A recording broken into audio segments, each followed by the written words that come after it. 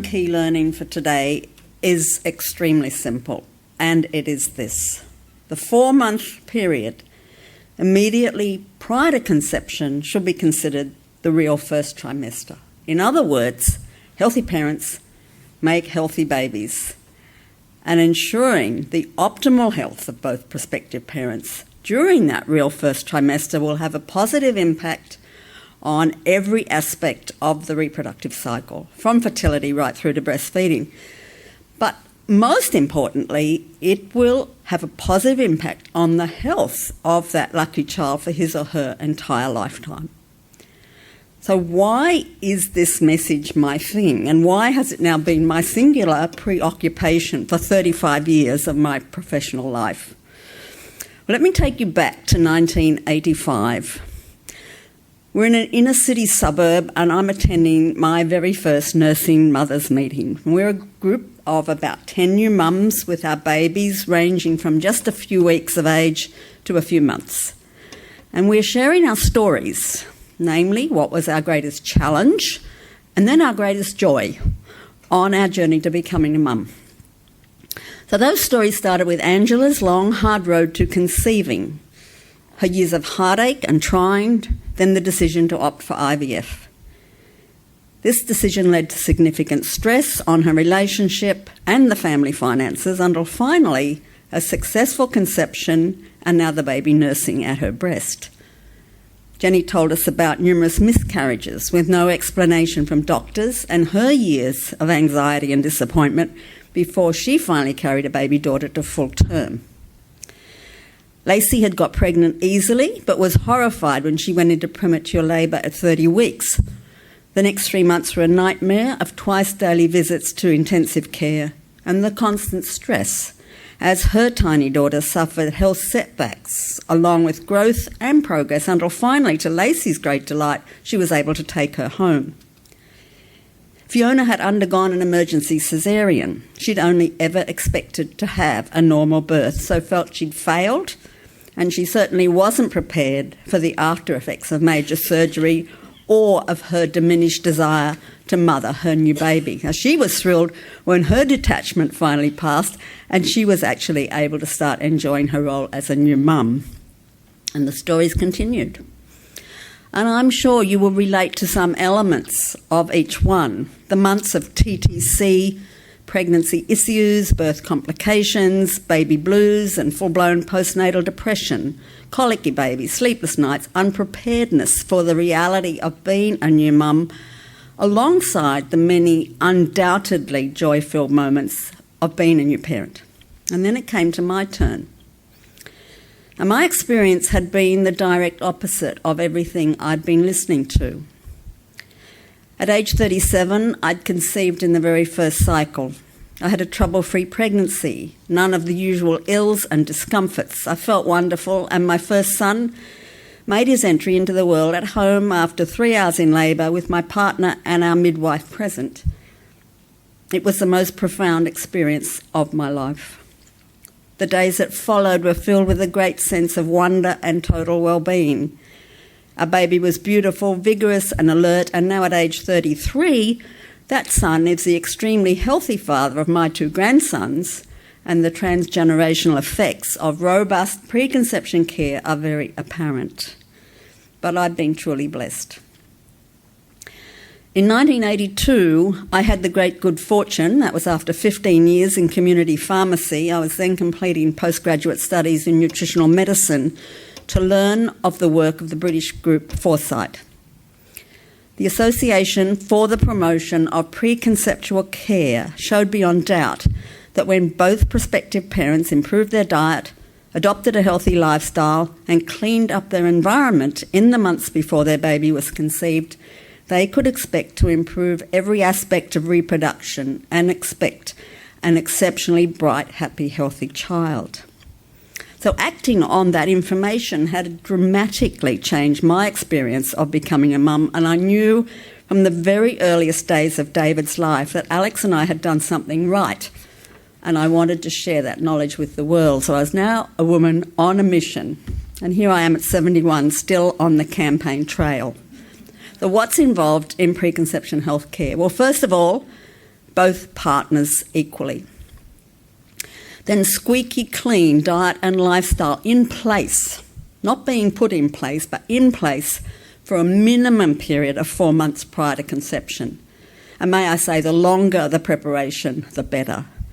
An abundance of all essential building blocks and an absence of anything that is potentially toxic.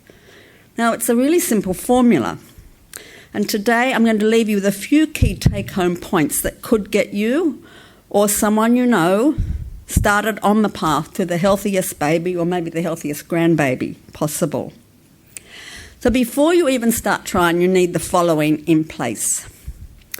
Hormone balance is a key requirement for a healthy conception and pregnancy, but there are hormone disruptors all around us, with hormonal birth control at the very top of the list. But also skincare products, agricultural chemicals, plastics, nutritional deficits, and stress, just to name a few. We want a healthy microbiome in both prospective parents. So we are only just beginning to recognise the importance for both physical and mental health that the bacterial half of us contribute. Organic produce. Simple step, one very simple step that can not only improve your all-important nutritional status, but reduce your exposure to a host of toxic chemicals, including Roundup, which has a drastic effect on the health of the microbiome. Nutritional supplements that are specific for his and her reproductive health. It is a simple and irrefutable fact that a diet that is good enough to support adult life may fail to adequately support reproduction. Detoxification. 2 litres of high-quality purified water every day is a good way to start on a detox program, but if you believe that toxic exposure or an unhealthy lifestyle has been an issue for you, then I would suggest a full, professionally orchestrated detoxification program. Completely avoid any of the social poisons, which include alcohol, caffeine, cigarettes, and drugs. Now, whether those drugs are bought over the counter, prescribed, social or otherwise, they need to be absolutely out of that critical 4-month preconception workup. Now, interestingly, the AMA has only very recently acknowledged that there is no known safe level of alcohol consumption during pregnancy. It is a teratogen at any level, potential teratogen at any level. But it's also a direct testicular toxin. So it's poison to the place where the sperm are being made. And it's also particularly damaging if drunk just before and around the time of conception. There's no doubt it will seriously reduce anybody's chances of having an optimally healthy baby, so in a complete no-go area for both prospective parents and, of course, for pregnant and breastfeeding mums. Avoid environmental toxicity. Reduce your use of chemical-laden products, and in particular, pay attention to what might be in your skincare products. Using 12 products a day, you could expose yourself to 175 chemicals. Also, limit your exposure to electromagnetic radiation. There's enough evidence to suggest that developing cells are adversely affected. So to reduce that exposure and protect the health of egg, sperm and your baby, keep your mobile phones, laptops, notepads, tablets, whatever, out of pockets and off laps. Establish a regular exercise routine. Both aerobic conditioning and strength training are important. If you're overweight, reducing your body mass index by just a few points can significantly increase your potential for conception. And finally, reduce stress and maintain a positive attitude. Stress is a fertility killer and can have a hugely negative impact on a baby in utero. The stress reduction tools you can choose are many and varied: meditation, walks in nature, restful sleep. So turn off all of your electronic devices at night, keep them out of the bedroom. But my favourite, and one that can positively impact future parenting practices, it's already been mentioned today, is that wonderful hormone oxytocin. It is the direct counter to the cortisol and adrenaline cascade that negatively impacts every aspect of reproduction. So if you ever wondered why you feel so fabulous and sleep so well after great sex, that's oxytocin. And of course, anyone who's been TTC for a while isn't getting the spontaneity of sex, and it's losing its joyfulness because the timing's important, honey come home, I'm ovulating, and so on. So then, last of all, consult a health professional if either of you suffer from chronic or existing conditions, or if you've had a prior reproductive problem. So that's it in a nutshell.